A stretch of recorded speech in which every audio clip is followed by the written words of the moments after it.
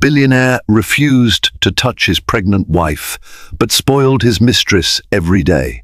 Thomas Delvin was a name whispered in the corridors of power, an enigma of wealth and cold ambition. By day, he sealed million-dollar deals with a mere nod. By night, rumors claimed, he showered gifts upon a mysterious young mistress. Yet behind the imposing doors of his lavish home, a different truth lay buried.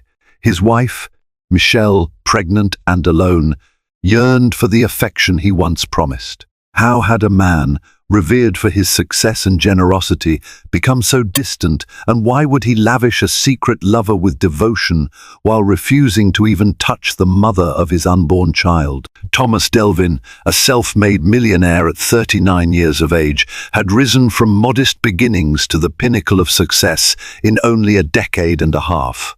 Born in a small suburb on the outskirts of Chicago, Thomas was the son of a maintenance worker and a part-time laundress. He learned, from a young age, the value of long hours and relentless ambition. Through grit, intelligence, and strategic brilliance, he grew his real estate company, Delvin Holdings, into a juggernaut that spanned multiple states, each acquisition carefully chosen. In public, Thomas had a certain allure, his neatly styled dark hair, refined suits, and somber grey eyes commanded respect. His jawline was perpetually tense from the stress of high-stakes deals, but he wore power well. He was someone you'd want to pitch your dream to, believing he could write a check to turn fantasy into reality. Each board meeting he attended, each business lunch, each handshake was accompanied by an aura of influence. But despite this success, within the walls of his grand mansion tucked away on Lakeshore Drive, there existed a wife he had slowly drifted away from, and a secret mistress he doted upon with extravagant gifts. If people had met Michelle Carter Delvin in her 20s, they might never have guessed she would marry a man of Thomas's stature. She was the shy, bookish type, famously gentle in demeanor. She had grown up in Iowa, dreaming of traveling the world or writing novels in a countryside cottage. Fate, however, guided her to Chicago after college, where she landed a junior position at a large marketing agency. That was where she first locked eyes with Thomas Delvin, then a budding entrepreneur who had arrived to discuss a brand campaign for one of his early real estate ventures. Even then, he exuded confidence and aura so strong it electrified the conference room. Michelle, assigned to handle administrative tasks, found herself running documents back and forth, stealing glances at him. A spark ignited. Thomas singled her out from the swarm of employees as someone interesting. She caught him studying her, noticing how she delicately tucked her hair behind her ear when she grew nervous. A bold conversation about literature followed, leading to several coffee dates, and soon they became an official couple. It was a whirlwind romance. Michelle found herself enraptured by Thomas's unstoppable determination and the possibility of a secure life. He loved her compassion, her moral compass, and her unwavering support. She believed in him so wholeheartedly that she left her job to become his full-time partner in life and business. After a year-long engagement, they married in a lavish ceremony. In all the photos from that day, Michelle's eyes glowed with hope, while Thomas looked triumphant like a man who had achieved another milestone. But as Thomas's fortune grew, the dynamic between them shifted. Michelle often felt like a decorative figure at parties, introduced as Miss S. Delvin, expected to stand by politely and nod at the right times. Gone were their spontaneous talks about life's simple joys. Instead, they now scheduled dinner like a business meeting. When Michelle learned she was pregnant after 3 years of marriage, she imagined this would rekindle the bond they once had. She had always longed for a family, an extension of her love for Thomas. In her mind, having a child together would remind him of the values that mattered far more than net worth or shareholder returns. But from the moment she announced her pregnancy, Thomas grew strangely distant. He congratulated her with a stiff smile, leaning in for a tepid hug that felt more like an obligatory gesture than one of genuine excitement. Over the following weeks, he skipped prenatal appointments, citing urgent business deals. At night, Michelle found him sleeping in a separate bedroom, claiming he needed quiet to focus on acquisitions and expansions. She tried to talk about baby names and future plans, but he always changed the subject, retreating behind the fortress of unread emails or urgent phone calls. Unbeknownst to Michelle, an entirely different woman had come to occupy Thomas's mind. Rebecca Caldwell had met Thomas Delvin at a charity gala held in the Oakbrook Ballroom, a shimmering event brimming with Chicago's elite. She was a young marketing executive, bold and bright, with a laugh that commanded attention wherever she went. Her attire that night, a sleek black gown, accentuated her tall figure and auburn hair. She moved with the ease of someone accustomed to turning heads. Thomas first noticed her while giving a speech about the philanthropic arm of Delvin Holdings. Standing by the sparkling punch bowl, Rebecca grinned in a way that suggested she found Thomas's bold talk of donations and expansions entertaining. It was her confidence and teasing smile that drew him in, spurring him to approach her after he left the stage. Their conversation started innocently enough. Rebecca teased Thomas about how corporate CEOs often use charities as mere publicity stunts. Thomas, intrigued by her daring, argued that he was different. One witty exchange led to another, and they discovered that they shared a love for modern art and traveling. What began as flirtations soon deepened into clandestine meetings. Rebecca felt alive in Thomas's presence. She admired his drive to conquer every endeavor he touched. She reveled in the glamorous lifestyle he could provide, a life of private jets to weekend getaways, dinners at impossible-to-reserve restaurants, and hotels with panoramic views. Thomas, for his part, found a new dimension of excitement with Rebecca. Where Michelle embodied warmth and stability, Rebecca was a lightning bolt, unpredictable, exhilarating, and always offering a rush of adrenaline. She didn't require emotional depth. She wanted fun, high-end experiences, and the thrill of success. Before long, Thomas was lavishing her with expensive gifts, diamond bracelets, designer handbags, and stays at exclusive resorts. The more he gave, the more he felt a surge of power and youth. With Rebecca, he believed he was capable of rewriting every rule. He conveniently kept Michelle in the dark. After all, to the public eye, Thomas was still very much the dedicated husband, soon-to-be father. But behind closed doors, he lost himself in the illusions of grandeur and lust, refusing to acknowledge that he was chipping away at the love and loyalty Michelle had graciously bestowed upon him from the very start. Michelle's pregnancy progressed, and with each passing week, she noticed Thomas becoming more aloof. Some nights, he didn't come home, claiming board meetings in different cities ran late. Other times, he'd show up reeking of a new cologne that Michelle didn't recognize. When she ventured to ask where he'd been, he would snap at her, accusing her of being paranoid or overly hormonal. In reality, Thomas was dividing his time between his corporate offices and Rebecca's penthouse, located a short drive away in a trendy downtown neighborhood. Each day, Rebecca seemed to come up with new ways to keep his attention, inviting him to exclusive rooftop parties, introducing him to artists at private galleries, or simply cooking dinner in lingerie that made his blood rush. Meanwhile, Michelle was left with the uncomfortable realities of pregnancy. She had morning sickness, swollen feet, and sudden emotional tears. She tried to talk about the nursery design or which pediatrician to choose for the baby. Thomas merely nodded or offered to have one of his staff handle it. One evening, Michelle sat in the dimly lit living room, a piano melody she loved playing softly in the background. She held a bag of baby clothes on her lap, hopeful that Thomas would appreciate the tiny garments she had painstakingly chosen for their child. When he walked in, she lit up, ready to share her excitement. "Look," she said, holding up a little onesie. "Isn't this adorable?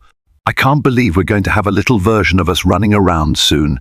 Thomas, already irritated by a text from Rebecca about an upcoming trip to Italy, barely glanced at the onesie. "Michelle," he muttered, "I'm not in the mood to talk about this now. I've had a stressful day. Besides, don't we have more pressing business to handle?" He was speaking in a monotone that betrayed his disinterest. Michelle's face fell. She tried to muster courage to ask, "Thomas, what's going on with you? You haven't touched me in months. Are you not happy about the baby?" Instead of reassuring her, Thomas rolled his eyes. "Why do you always make things so dramatic? I'm just busy. Let me be. Go get some rest if you're tired. I need to go through some documents." Michelle fought back tears.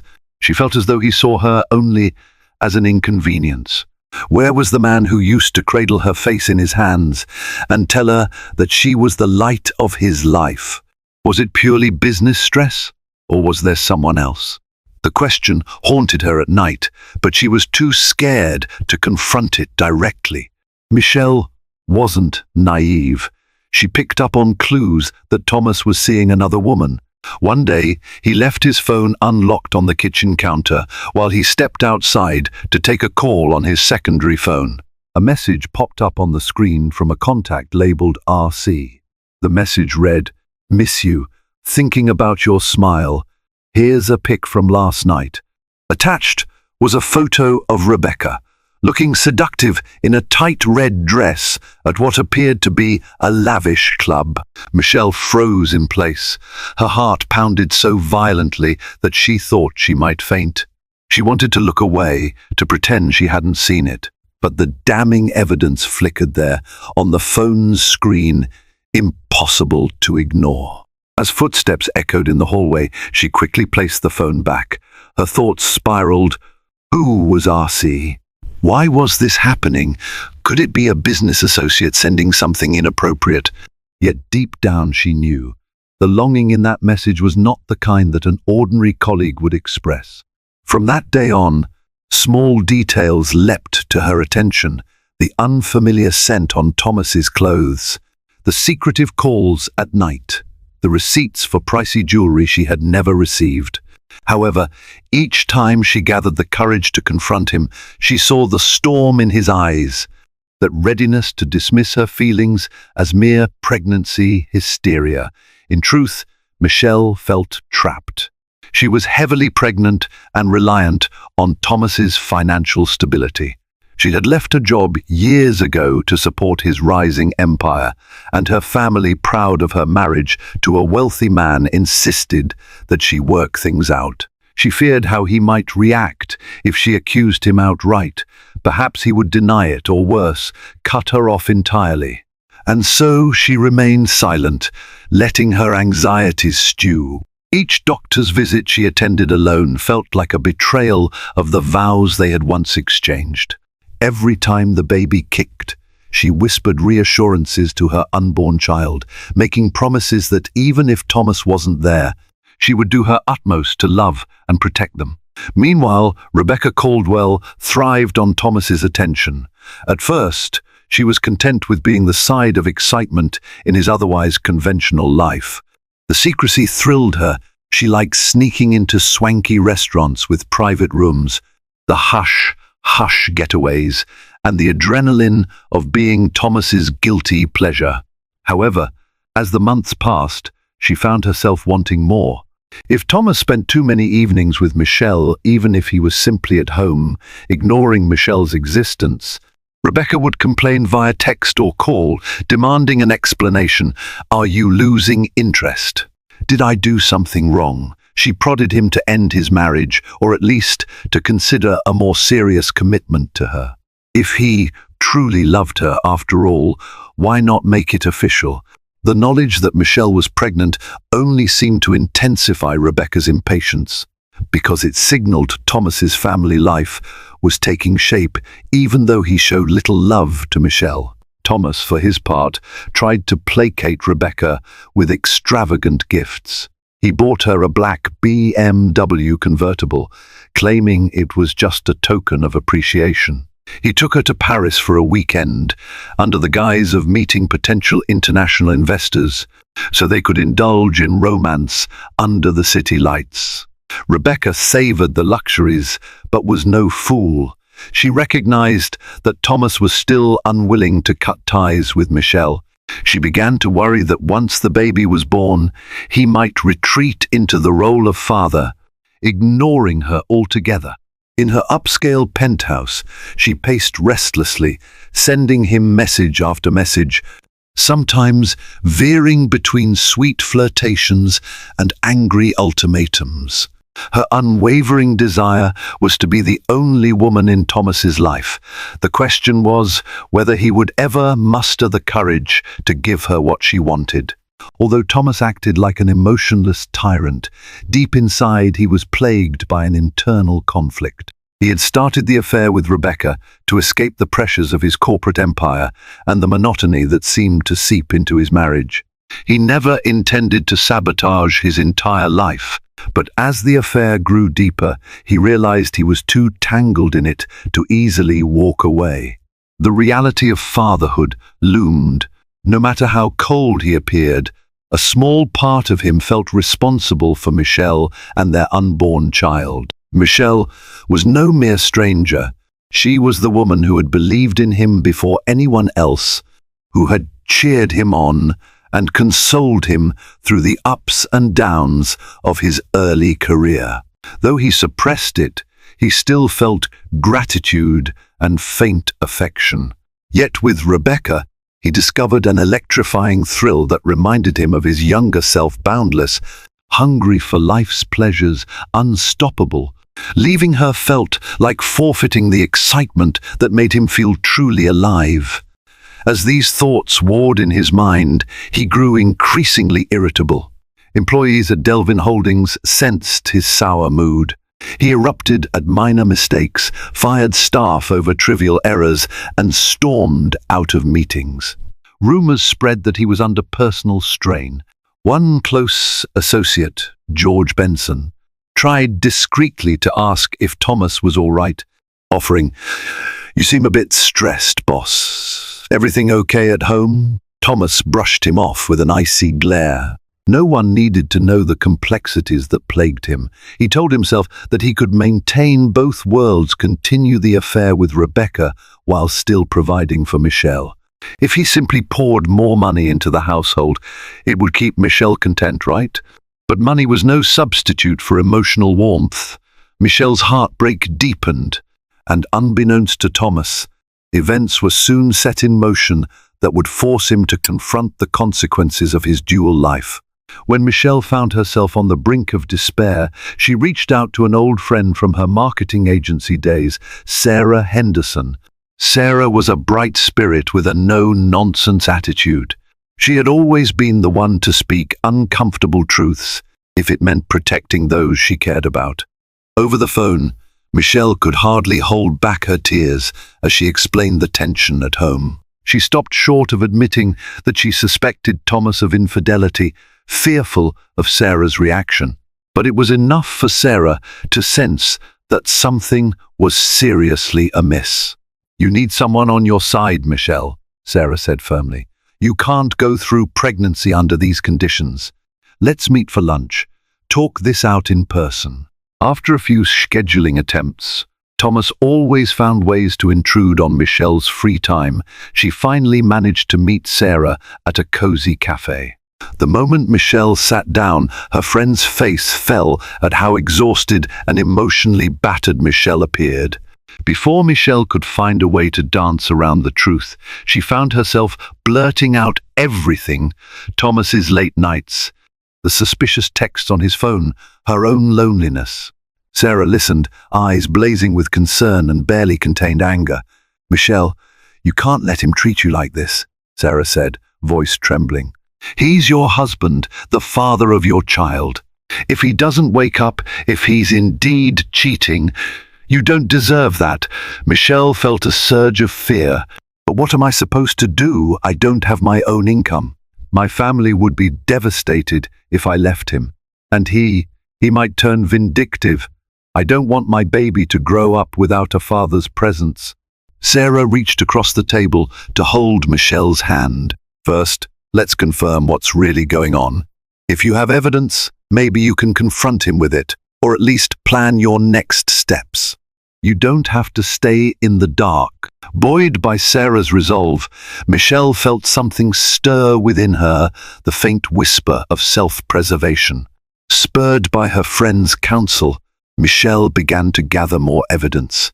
She took photos of suspicious receipts and quietly noted the dates and times Thomas claimed to be in board meetings. She scrolled through social media for glimpses of Rebecca Caldwell, discovering her profile and the places she frequented. A pattern emerged. Whenever Thomas was supposedly traveling for business, Rebecca posted pictures from the same city, often in luxury settings that matched Thomas's spending habits. Though it pained her to prove her suspicions correct, Michelle felt oddly empowered to stand up for herself and for her baby. She realized that Thomas's betrayal was not merely an affair, but a fundamental disregard for her and their child's emotional well-being. Meanwhile, Thomas sensed that Michelle was growing more alert, no longer as docile. At times, he caught her studying him with an intensity he hadn't seen before. Guilt gnawed at his conscience. Still, he managed to brush it aside each time Rebecca sent him a sultry text. "Wish you were here, baby." Rebecca Caldwell was tired of waiting. One evening, as the city lights glimmered through her penthouse windows, she pulled Thomas aside after a lavish dinner she'd prepared. The tension was palpable.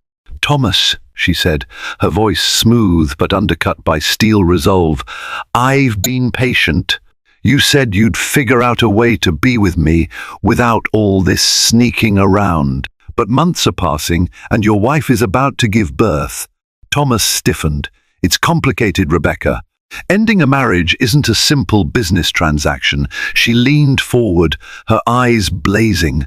"It can be, if you're willing to do it. Hire the best lawyer, offer her a settlement, or if you're so concerned about the baby, arrange custody.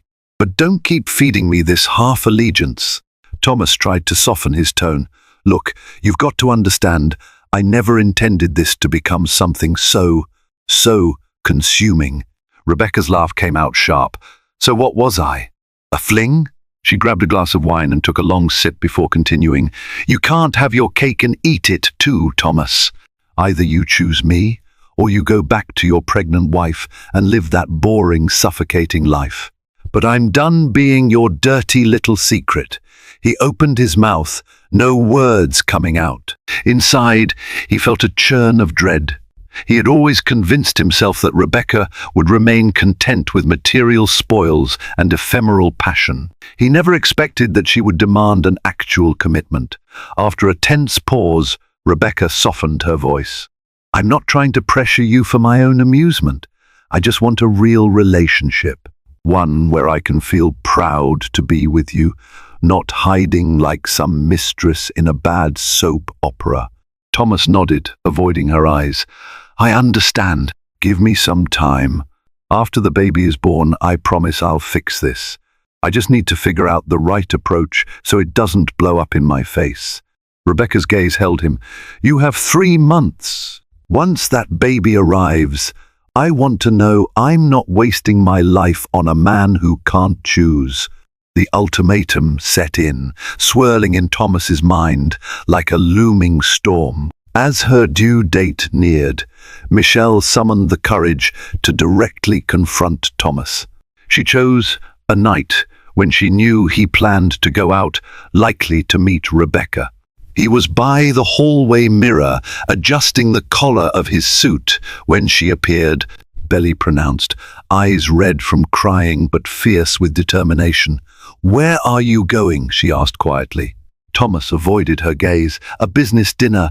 "Why?" Michelle's voice trembled slightly, though she willed it to stay steady.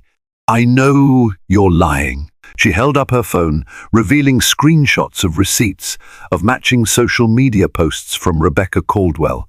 I know about her. I know everything. The color drained from Thomas's face. His immediate instinct was to deny it, but the evidence was too damning. With a frustrated huff, he turned away. Michelle, don't start. You don't understand the full story.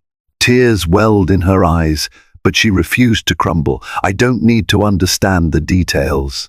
I can see what's happening. You've broken every vow you made to me. And here I am, pregnant, alone, while you spend time and money on another woman. Thomas spun back, anger in his glare. Do you realize what kind of pressure I'm under? Do you think I want to live like this? I have responsibilities, expansions. Everything depends on me. Michelle let out a bitter laugh. So your solution is to abandon your wife for a mistress? I never asked you to be perfect, Thomas. I asked you to be present, to be a husband, a father. I can't deal with this now, he growled, reaching for the door. You're emotional and pregnant. We'll talk later. But Michelle moved in front of him, blocking his exit. No, you're not leaving until you tell me the truth. Do you love her? He froze, his jaw clenched, eyes darting away. Michelle's heart pounded. Finally, he murmured, I'm not sure what I feel anymore. The words stabbed into her like shards of glass. She stepped aside, tears silently rolling down her cheeks. Then go. Just go. As the door slammed, Michelle pressed a hand against her stomach, feeling a flutter. She whispered to the baby, I'm sorry. I'm so sorry. Distraught, Michelle called Sarah, who rushed to the mansion. Finding Michelle in tears, Sarah helped her pack a small bag and insisted she spend a few days at her apartment. Those days away from the lonely halls of the mansion gave Michelle time to reflect. She visited an attorney recommended by Sarah, just to understand her rights. While she hadn't decided on leaving Thomas entirely, she needed to protect herself and her child in case he threatened to cut her off financially. During this time, she received surprising support from an old family friend, Robert Winston, a retired attorney who had known Michelle's parents for decades. He offered emotional counsel and legal insights. You're not powerless, he assured her, no matter how wealthy your husband is. A court will look out for the child's best interests. These conversations fortified Michelle's resolve. She couldn't keep living in denial, pretending that throwing more love at Thomas would fix him. Her child deserved a stable environment, free from the toxic swirl of unfaithfulness. Rebecca was unaware that Michelle had confronted Thomas. She only noticed that Thomas seemed tenser, more torn than usual. Unable to stand his indecision, she pressed him repeatedly. Have you spoken to your wife about separation yet? Thomas, wanting to avoid conflict, skirted around the topic with vague promises. Give me a few more weeks. After the baby is born, I'll handle everything. But as her own friends started to question the nature of her relationship with this married man, Rebecca grew impatient. She had risked her reputation, staking it on the prospect that Thomas would soon be exclusively hers. One afternoon, she scoured the internet for details about Michelle Carter Delvin. She found photos of her at philanthropic events alongside Thomas. In these pictures, Michelle wore a gentle smile, her eyes brimming with kindness. The stark contrast made Rebecca feel a flicker of unease. Michelle seemed genuine, the type of person who would be deeply hurt by this betrayal, but ambition overshadowed any guilt Rebecca felt. She convinced herself that love was war and heartbreak was collateral damage. She wasn't about to surrender the man she believed was her ticket to a life of luxury and status. Life sometimes has a way of forcing confrontations at the most unexpected moments. Michelle was only 36 weeks along, still a month away from her due date, when she experienced sharp pains one morning. She had returned to the mansion briefly to gather some documents and items. Thomas was away on business, not picking up her calls. Panicked, Michelle felt a flood of alarm when she realized she might be going into premature labor. She called 911 and an ambulance rushed her to the nearest hospital. In a whirlwind of medical attention, she was informed that the baby was indeed on its way. Breathless and overwhelmed, Michelle tried to call Thomas. No answer. She left voicemails, her words riddled with tears. "Thomas, please, it's happening. The baby is coming early. I need you." In truth, Thomas was with Rebecca at a private airport lounge, about to board a jet to Miami for a weekend escape. His phone was on silent, tucked away in his briefcase. When he finally checked it, he saw a series of frantic messages from Michelle, along with calls from the hospital. Panic seized him. He turned to Rebecca, face ashen. "Michelle's in labor. I have to go." Rebecca's heart lurched. She saw the dread in his eyes. "Thomas, if you go now, you'll never come back to me. This is your moment." But he was already scrambling to leave, guilt and fear overriding any other impulse. Despite everything, the reality of becoming a father struck him like a jolt. He ran out of the lounge, hopped into a waiting car, and sped toward the hospital, leaving a stunned Rebecca behind. By the time Thomas arrived, Michelle was already in active labor. Nurses and doctors rushed in and out of her room. She was drenched in sweat, face contorted with pain, tears streaming down her cheeks. Sarah stood by her side, holding her hand and urging her to breathe, to push. When Thomas entered, breathless and frantic, Michelle locked eyes with him. For a second, the agony paused, replaced by an avalanche of emotions: hurt, relief, anger, longing, all crashing into her simultaneously. Her voice emerged as a ragged whisper: "You're late. The baby. It's coming too soon." Feeling helpless, Thomas slid to her side, hesitantly taking her hand. She flinched at his touch, but clung to it nonetheless. Pain ripped through her, and she screamed as the contractions intensified. Hours felt like an eternity. Finally, a shrill cry announced the baby's arrival, a tiny boy, red-faced and alive, but requiring immediate medical care because of his premature status. Doctors whisked the newborn away to an incubator, leaving Michelle trembling on the bed. Thomas stood there, still gripping her hand, uncertain what to say. This was supposed to be a moment of wonder, but instead it was layered with sorrow, betrayal, and fear for their baby's health. In the neonatal intensive care unit, doctors monitored the newborn's vital signs. The baby struggled slightly with underdeveloped lungs. Michelle, recovering from her ordeal, insisted on visiting the NICU, even though she could barely stand. Thomas hovered awkwardly, shame gnawing at him. Seeing the tiny creature hooked up to tubes and monitors tore at Michelle's heart. She gently touched her son's delicate hand through the incubator. In that moment, her maternal instincts eclipsed all the pain Thomas had caused. Her baby's survival became her singular focus. Thomas offered to pay for the best medical care possible, anything to ensure the baby's health. But money couldn't mend the emotional chasm he had created. Days passed, and the baby began to stabilize. Michelle stayed in the hospital room, sleepless, watching over her child. Thomas visited sporadically, only to receive cold glares from Sarah and stilted conversations with Michelle. One evening, Michelle mustered her courage.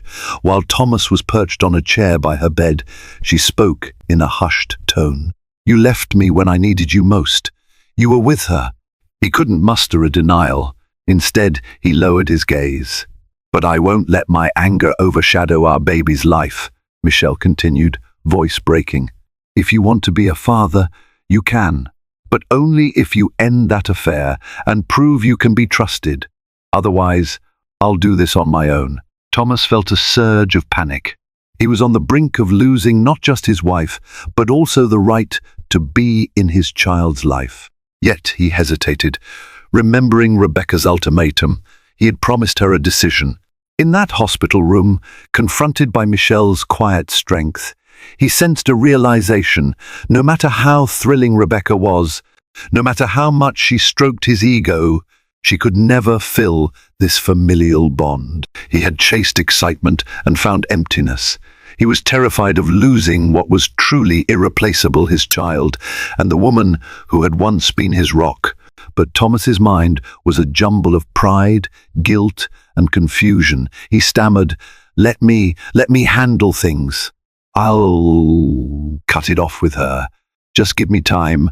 Michelle simply nodded, exhaustion clouding her eyes, uncertain if she could believe him. Rejected at the airport lounge, Rebecca waited, fuming, for Thomas's explanation. Hours turned into days. When her messages to Thomas went unanswered, she grew suspicious. She searched online for any news and discovered that Thomas's baby had been born prematurely. Rage clawed at her chest. She felt betrayed.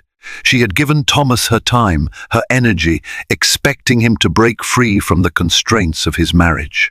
Now it seemed he was doubling down on his role as husband and father.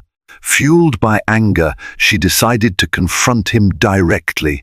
She showed up at Delvin Holdings headquarters, breezing past the bewildered receptionist. Thomas was in a meeting with high-level executives when she burst into the conference room, startling everyone. "Thomas Delvin," she demanded, voice echoing, "you owe me an explanation. Are you deserting me?" The executives exchanged shocked glances. Thomas, mortified, quickly guided Rebecca out into the hallway. "This is not the place," he hissed. Rebecca glowered. "I waited for you. I believed your promises. Now I find out you're playing doting father at the hospital. Did you ever intend to leave her?" Thomas grabbed her arm, forcing a calm he didn't feel. "Listen, we'll talk privately. Come to my office." Once inside, he closed the door, heart hammering in his chest. "Rebecca, you have to understand. My child is in the hospital. I can't just abandon my baby." "And what about me?" she retorted, eyes brimming with tears and fury. "You said you'd divorce her. Now you're ghosting me." Thomas ran a hand over his face. "I just need time to figure things out." "Figure what out?" she snapped. "Either you're with me or you're not." He hesitated, recalling the sight of his child in the incubator. "One, I can't leave my family right now. The baby could have complications. I need to be there for them. I'm sorry." Rebecca stared, stunned by the finality in his words. She realized that Thomas, for all his talk of desire and excitement, would not sacrifice his child or the image of a respectable father. "You're pathetic," she whispered, voice trembling, "leading me on for so long." With that, she stormed out, leaving Thomas to grapple with the rubble of his double life. News traveled fast through the corporate grapevine about Rebecca's dramatic intrusion. Rumors spread that Thomas Delvin's personal life was in chaos. Investors began questioning his stability, and close associates whispered that his empire might be at risk if the scandal escalated. Meanwhile, Michelle learned of Rebecca's public showdown from Sarah, who heard the gossip from a friend at Delvin Holdings. Though humiliated, Michelle also felt a surge of vindication. Thomas's affair was no longer hidden behind closed doors. The world was seeing his betrayal. But beyond petty satisfactions, Michelle's priority remained her baby's recovery. She stayed focused, hardly sleeping, pumping breast milk for the child, and learning about the special care needed for a premature infant. Days turned into weeks. The baby grew stronger, and doctors began to discuss discharge. Michelle prepared the nursery meticulously. She had no illusions that Thomas's change of heart was guaranteed, but she allowed him to come over to help paint the baby's room a soft pastel color. It was during one of these quiet evenings, after the baby had been released from the hospital, that Thomas found himself holding his infant son for the first time at home. The baby's tiny fingers curled around his thumb, and an unexpected warmth flooded Thomas's chest. The child stared up at him with wide, curious eyes, as though searching for love and protection. Michelle watched from a distance, uncertain how to feel. Thomas's expression reflected awe, regret, and tenderness. For a moment, father and child were locked in a silent bond, untainted by the ugliness that had consumed their lives. In the following days, Thomas made an effort to be present, waking up in the night to feed the baby, changing diapers, learning lullabies. He even cancelled a few business trips, delegating tasks to trusted lieutenants. Michelle observed all this with guarded hope. She couldn't forget the betrayal, but she saw glimpses of the man she had once married. He apologized again and again, not just in words, but in simple acts, cooking her breakfast, massaging her back when she felt sore, encouraging her to rest while he rocked the baby to sleep. Over time, he confided how hollow he had felt chasing after the affair, how he recognized that no amount of money or excitement could match the profound love and responsibility of fatherhood. He'd ended things with Rebecca completely, even offering to buy her silence if she threatened further drama. Yet Rebecca vanished from their lives, leaving only a few ominous texts that she would never forget his betrayal. Michelle considered therapy for them both, wary of placing blind trust in apologies. But for the sake of their child, she was willing to see if Thomas would genuinely transform, or if this was merely temporary guilt.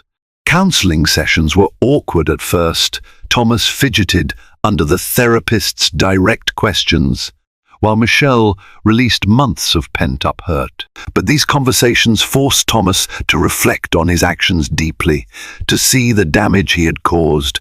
He admitted that he'd conflated success with self-indulgence, losing sight of his real priorities. Michelle, too, acknowledged that she had been hesitant to speak up about her needs, partly out of fear of jeopardizing the stability they had built. The therapist encouraged them to rebuild trust, step by step, emphasizing that forgiveness wasn't an instant gift, it had to be earned. As the baby blossomed, cooing, smiling, and melting hearts, Michelle found it increasingly difficult to remain icy toward Thomas. Each day she saw him trying, whether by helping with feedings at dawn or surprising her with thoughtful gestures. He never pushed her for intimacy. He respected her need to heal and focus on motherhood. One afternoon, while strolling through a local park with the baby in a carriage, Thomas reached for Michelle's hand. She let him hold it for a moment, feeling a faint glimmer of the warmth they once shared. "I know I don't deserve it," he murmured, "but I want to thank you for giving me another chance at least to be here for our son." She nodded, tears forming at the corners of her eyes. "I'm doing this for him, and maybe for us, if there's still something left to save."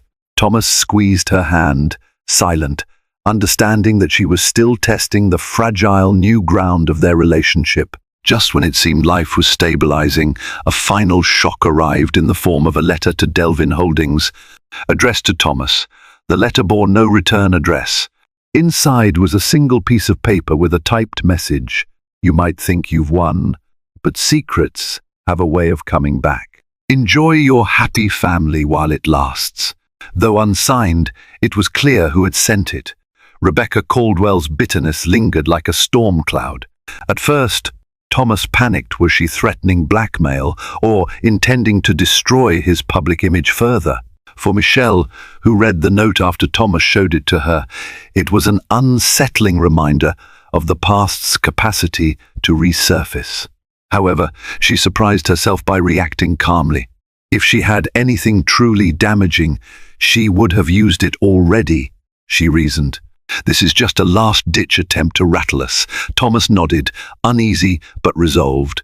He had informed his legal team about the possibility of any public allegations, and they were prepared to respond. He recognized that no matter what Rebecca did, the real danger lay in reverting to his old patterns of deceit and disregard. If he returned to that life, he would lose everything that truly mattered. Over the following months, Thomas poured himself into fatherhood.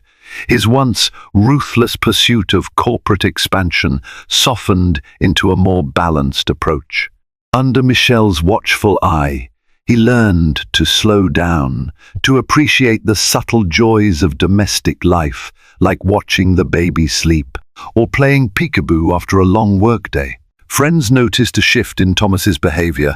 The once intimidating and aloof businessman now had a gentler side. At charity events, he spoke more about supporting families in need, using personal anecdotes that hinted at his own near loss. Michelle, meanwhile, found that her pain, though not fully gone, was easing into acceptance. The memory of his affair lingered like a scar, but she felt stronger for having endured it. She knew there was no guarantee for the future, but she found solace in seeing Thomas's genuine effort to repair the damage. Despite Thomas's sincerity, Michelle still grappled with whether to stay married. She worried that forgiving him too easily might send the message that his betrayal was excusable. She also recognized that, apart from trust issues, they had grown apart in many ways.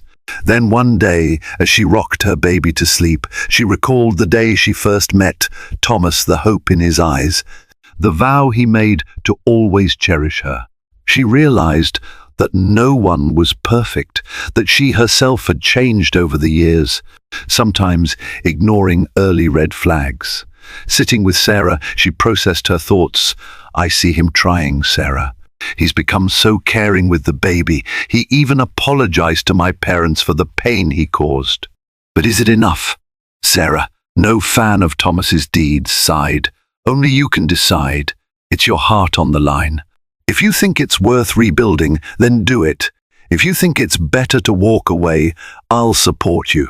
Michelle nodded, tears in her eyes. The next day, she spoke with Thomas at length, listening to him articulate his regrets, his commitment to therapy, and his vision for a more equal partnership in the future. After weeks of introspection, Michelle made her choice. She would remain in the marriage, at least for now, with clear boundaries. She wanted him to continue therapy, to maintain transparency about his whereabouts, and to cease all contact with Rebecca.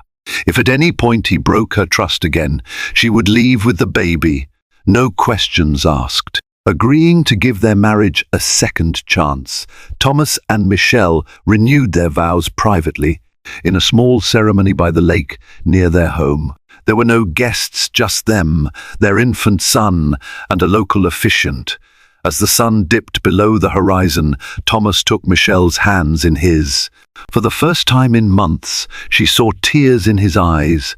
"I was a fool," he said softly. "You gave me everything, and I threw it away for a fleeting fantasy. I don't expect you to forget what I did, but I'm determined to be a better husband and father." Michelle's voice quivered as she spoke in return. "I can't forget, but I can forgive if you stay true to your word. We built a life together. Let's not give up unless we've tried every avenue to save it." They exchanged simple ringed silver bands that symbolized a fresh start. Their baby's quiet coo felt like an affirmation, a promise of a shared future if they both remained steadfast. Over the next few months, the mansion, once filled with eerie silences and heartbreak, came alive with baby laughter and cautious hope. Thomas continued therapy sessions, sometimes individually, sometimes with Michelle. He scaled back some of his most extravagant business travels, ensuring he spent quality time with his family. Michelle, still healing, found new strength in motherhood. She recognized that she was no longer the timid young woman who had first fallen for Thomas's ambition. This experience had steeled her, made her more assertive about her needs and boundaries. Though vestiges of pain still lingered, the couple forged a new bond shaped by adversity. They learned to communicate better, to speak openly about fears and desires. Slowly but surely, the ghosts of Rebecca Caldwell faded into the background. Yet, they would never be exactly as they once were. In truth, they had something deeper now, an understanding of how fragile trust is, how easily love can be broken if taken for granted. If they succeeded in navigating this second chance, it wouldn't be out of naivete, but through mutual respect and unwavering commitment. A year later, on a crisp autumn morning, Thomas found himself in the kitchen, making pancakes while Michelle played on the floor with their toddler son, who toddled around with wide eyes and an ever-curious grin. The scent of freshly brewed coffee mingled with the laughter that echoed through their once somber home. They had settled into a quieter routine. Thomas still oversaw Delvin Holdings, but delegated responsibilities to a strong team. Michelle started freelancing as a consultant, easing back into her career while balancing motherhood.